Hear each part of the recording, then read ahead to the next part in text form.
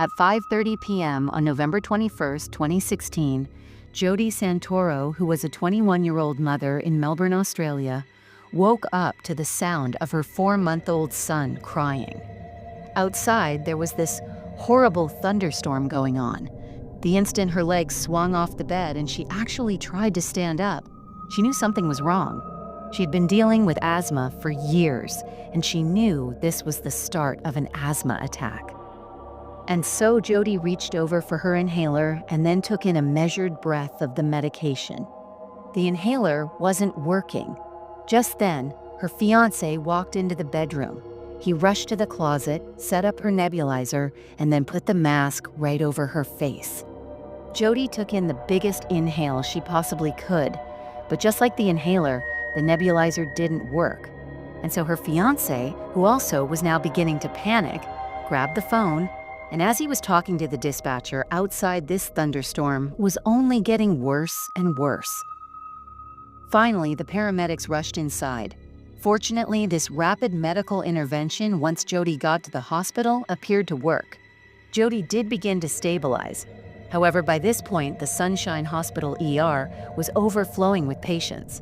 There were all these people in the waiting room and also outside, and basically everybody had the same symptoms as Jody. Yet many of the people that were showing up had never had asthma in their lives before. So how was this happening? It would turn out there actually was someone who knew exactly what was going on, a university researcher named Philip Taylor. Professor Taylor was an expert in atmospheric allergens. And so on the afternoon of November 20th, the day before, Taylor had been at home in his office analyzing data when he noticed something very alarming. All of the ingredients for a catastrophic event were aligning in the forecast.